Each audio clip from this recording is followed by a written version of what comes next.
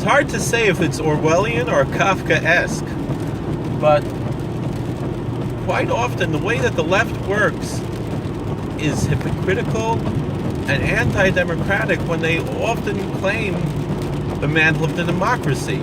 We see this particularly with the Jewish left, which we can trace back to Sabbatean and Frankist roots, both in Israel and in America. Now, the reason I'm talking about this is I saw an article today discussing, I don't remember who wrote the article, some left-wing Israeli lady, secular Israeli lady. She was opposing something that we basically have in America with the Touro College, and they were trying to develop in Israel a sort of Haredi colleges and college programs and increasing secular education within the Haredi world. And she said no. She said, we got to take them out of the Haredi world. She didn't say it in these words exactly, but she's like, basically what she's saying is the way the Haredim exist is undemocratic, and we have to take them out of that world, force them out of that world, and force them to accept what secular Israelis believe to be the way society should run.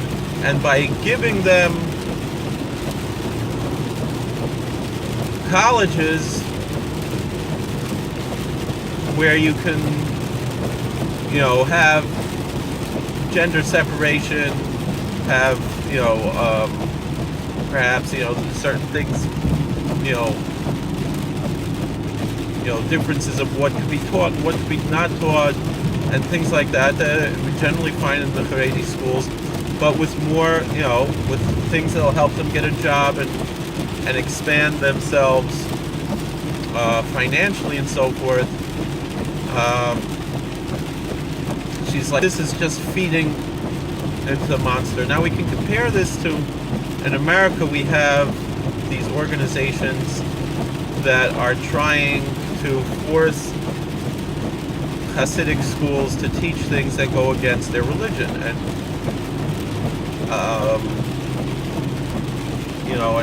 and they're claiming that the Hasidic schools don't meet the state standards, when the thing is the state laws require to have an equivalent or better. And the argument can be very easily made that what's being taught in Haredi schools and Hasidic schools, just basically teaching the Talmud itself, is much more advanced than anything that's taught in a public school. But the thing is that these, now I'm all for, I don't have a problem with if parents want their students, their children, to have more of a secular education, the parents should have that choice. If parents want to have more of a religious education, the parents should have that choice. And this is America, where we have freedom of religion. We have the First Amendment that protects our right to keep our religion. And the Jeffersonian ideals, that even though Jefferson himself was not a churchman, so to speak, he wasn't what you would consider religious, particularly in his time. He was often said to be some kind of a heathen and this and that, and accused of all kinds of horrible sins on a personal level. And it was thought that Jefferson would totally make this country secular. But people twist his words, ironically, because Jefferson wrote a letter to the Danbury Baptist Church in response to their fear that having a president like Jefferson, who was not a churchman, Adams, who was his opponent at the time and later became a close friend of his, was very much a churchman, as was Adams' son, John Quincy Adams.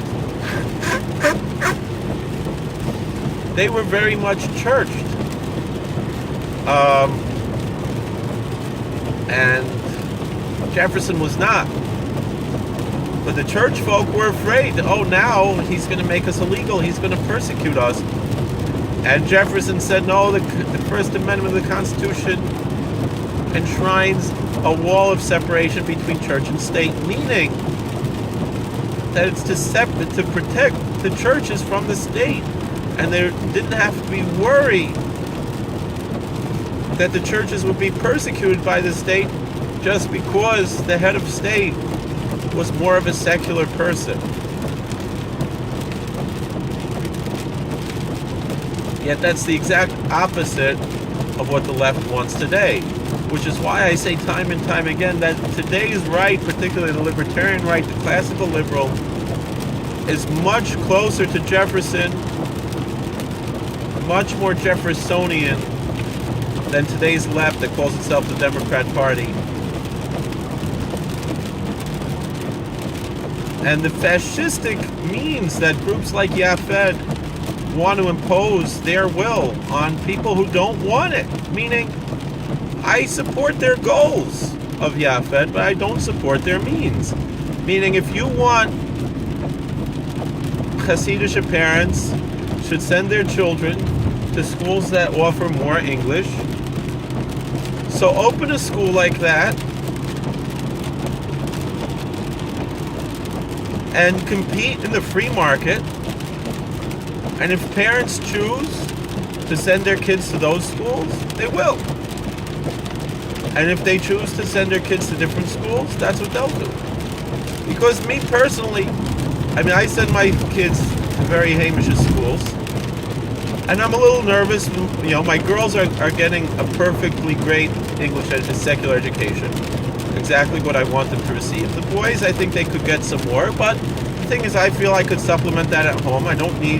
That's not why I'm sending them to yeshiva to learn about secular things. I can teach that at home.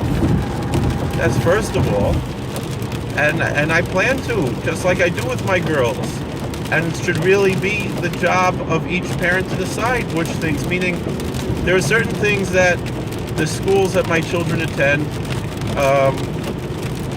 will censor from the books. And I don't have a problem with the censorship, because they're not saying that the kids can't learn about these things. What they're saying is that it's the job of the parents to decide whether or not the kids should learn these things. And I think that's proper. I think that's tremendously respectful and idealistic and noble. And so too, I would say to the folks at Yafet, I agree with your goals for those people who want that. Meaning there are parents who want that, but it's not your job to make every school comply with your whims and to claim that the schools are not following the laws when they are following the laws. Oh, that's a beautiful lightning bolt. I already made the bracha. I'm not going to be able to pass this guy. Alright, but I don't want to be stuck behind his mist. Ugh. It's really not fair. Now I can't see because this idiot. Alright, what can you do? Maybe if I get into the right lane, it'll be a little bit safer. So anyway, now this guy's behind me with the bright lights. I don't know. So this Israeli author takes it much further, because Yafet, they can't get away with that kind of nonsense in America because we're a free country, but Israel pretends to be a free country. But like they always say in Israel, it's all democracy means is that you get to vote. But once they don't have a constitution, they don't have anything there. It's really a banana republic. And it's really a horrible, horrible government in many ways that's fascistic and socialistic. And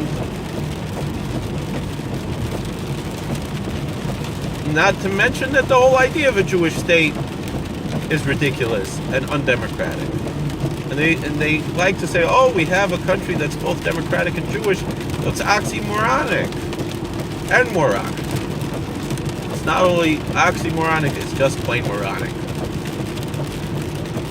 The remember the Three Stooges? They had Moronica for the morons. So, and it's hard to say. Again, like I said, is it Orwellian or is it Kafkaesque? Meaning, this lady who's writing this article, she's saying, we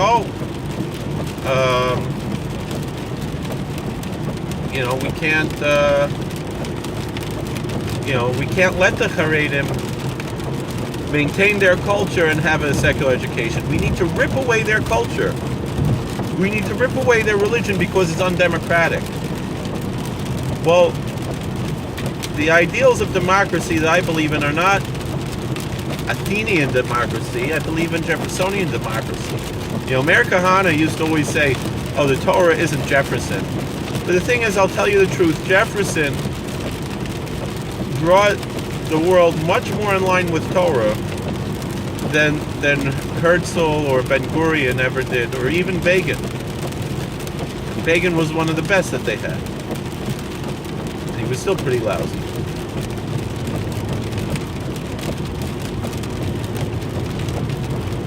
Meaning these Zionists, they don't care about rights, about freedom, about religious freedom, about all these things. They just, that's why they want to bring the Jews into their army in order to brainwash them. They should stop being Jewish and become Israeli. That's what this is all about. That's what's going on in Israel. And the same thing, they won't let you. They don't want to let you. This was in Haaretz. They don't want to let you have a Haredi college. Meaning here in America, there are all kinds of religious colleges. Whether it's Christian, all different denominations of Christianity, Jewish, Muslim, all different colleges.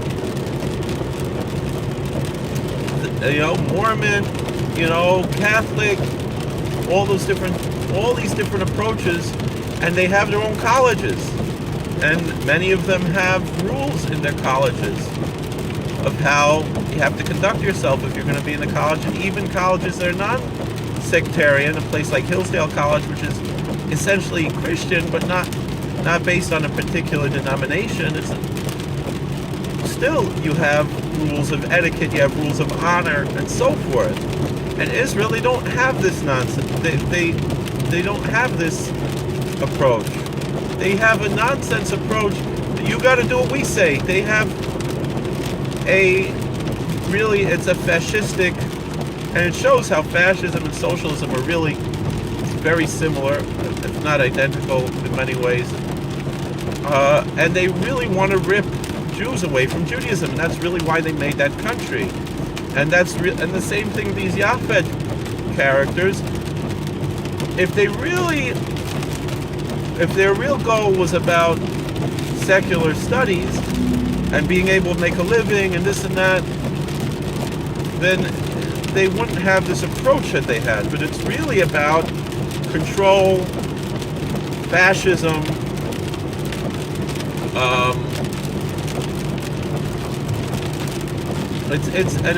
it's crazy that these people consider themselves liberals, because there's nothing liberal about these leftists. There's nothing liberal about them. They just want to control people. They want to rip people away from their religion and replace traditional religion with themselves. They want to supplant God, supplant the Bible, supplant traditional religion, and supplant religious freedom. And really, they call themselves progressive, but they're really regressive, because what they want to do is go back to the old days when the church and the state were one. And so they've created these essentially secular church and state, which, is what you find under Marxism. It's really no different, meaning, a character like King Jong-un, or whatever his name is worshipped as a god by his people, essentially. And so too, so the Soviets and the Maoists and all of them, They essentially supplanted traditional religion and replaced it with worship of the state in a secular, naturalistic context, yes. But it's really the same religious imagery being used. And affecting the same parts of the brain that religion affects. Psychologically speaking, spiritually speaking, and so forth. Therefore, what are we supposed to do? What kind of answer we have? And the answer is to be strong and of good courage. And not let them take you over. Not let the government tell you to abandon your religion. Whatever it is. Even if you're an atheist. You should be a libertarian atheist and say, I want the freedom to be an atheist. Because the thing is, it's like, Menachem Begin approached Rav Shach, the Colonel Bracha, and he said, I want to start paying for the yeshivas. And Rav Shach said, well, how much are you going to give? He said, I want to pay for everything. He said, no. Because then you're going to make us dependent, and then when the next guy comes along and disagrees with you, he's going to pull the rug from under our feet, and we're going to be up a creek without a paddle.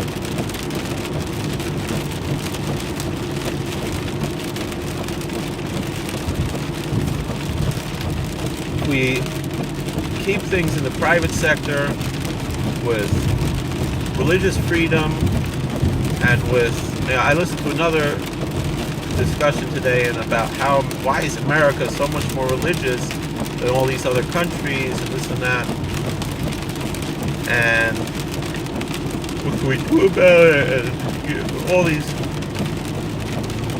how basically America was started by a crazy religious cult, and we was talking about the Puritans, who didn't really found America, but laid many of the foundations for what we have in America today. And the answer is because this is what works. This is what God blesses. And then he said, well, are they going to make it into a theocracy? No, because libertarians don't believe in theocracy. They don't give the government this much power. Just because people in the government happen to be religious doesn't mean they're going to enact a theocracy. And the thing is, that's what people jump to, because the left can't think outside of their own means. Meaning, the left assumes that if the right takes over, they're going to just use the same means that the left uses to impose their ideology, to impose the right-wing ideology. And there have been progressives on the right who have done that in history. That's not the American way. The American way is libertarian, to give everyone the opportunity to live and to choose how they want to live, to give everyone the opportunity to have freedom and decide how they want to raise their kids, if they want to go to church, what kind of church or synagogue or mosque or whatever they want to go to, all these type of things. But there's such a visceral hatred of religion from the left that they want to do whatever they can to uproot religion from America. I mean, you see it again here with this story. I was watching some video. They were interviewing folks from Mawa, and they were like, "Oh, they're going to claim every building is a temple. This way they can get tax write-offs." And that was another beautiful lighting. I should have it facing forward. And it's not true. It's not true. Meaning, if you look at the statistics, even if 1 in 10 buildings is a synagogue, it's because somebody is really opening a synagogue. Even if they're opening it in their house, it's the same laws if you have a church or a synagogue, meaning or a and the thing is, they're opening their homes to other people, to strangers, to come into their homes. They're losing their privacy. It's not a joke, oh, we're just declaring this a synagogue. Most of these places have daily services, and if they don't have daily services, they at least have weekly services. And it's not just a game so they get a tax write-off. It's in order so they can go to pray because they don't drive on the Sabbath, and they keep their traditional people, and they have their laws of what they do. And a lot of these places don't even get tax write-offs. They don't even ask for them. Sometimes they're rented, sometimes whatever. It just is what it is.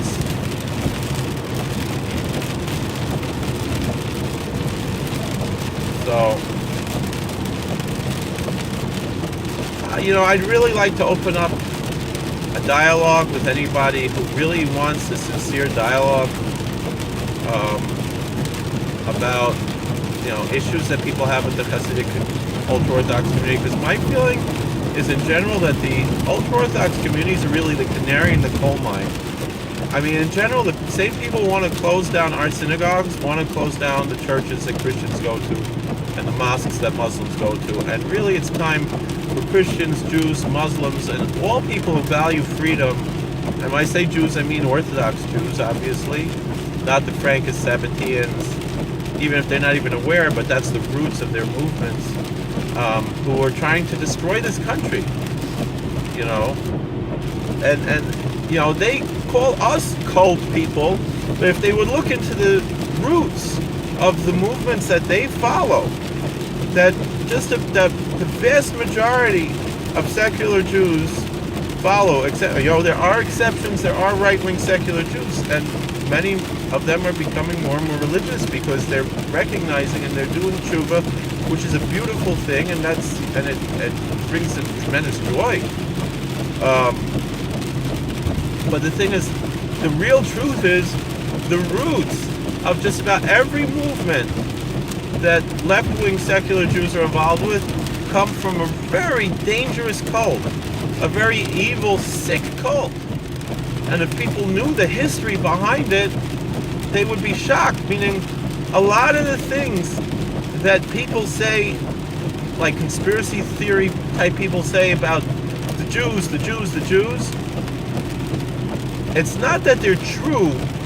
They're certainly not true today, for the most part, although there might be small pockets of these things left. But these are the Sabbatean and Frankist cults. These are not... And the thing is, it's confusing to a lot of people on the outside because, yes, the Sabbateans had tremendous roots in Kabbalah, so they assume, Kabbalah must be some kind of evil thing because look at all the evil things that come from it. But that's also not true. I mean, there has to be a balance to figure out where these things come from, what's true, what's not. But but also not dismiss everything right away as anti-Semitic. Because the truth of the matter is, there have been these cults in history. Unfortunately, these are dark pages in the history books of the Jewish people. And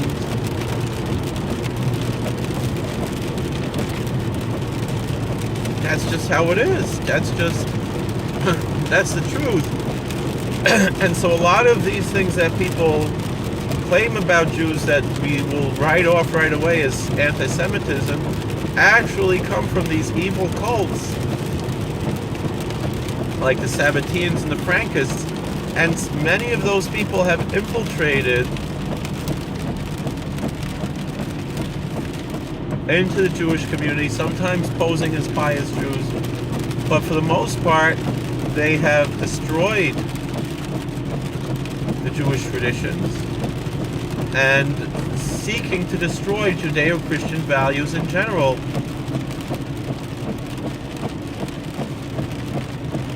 And by standing up against this, we can actually find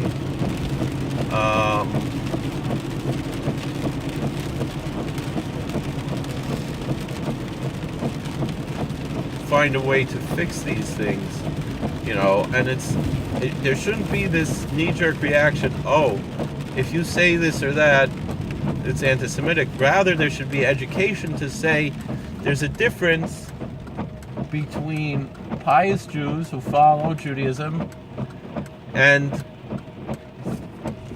these cults that have sprung up. And the thing is, it's not to blame the Talmud, it's not to blame the Kabbalah, it's to blame those who twist these teachings and use them in the wrong way.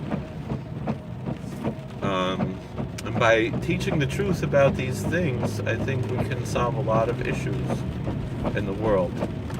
And by speaking up and speaking out against those who are basically destroying our society, we will make the world a better place. God bless you. Thank you for watching. Please like, share, and subscribe.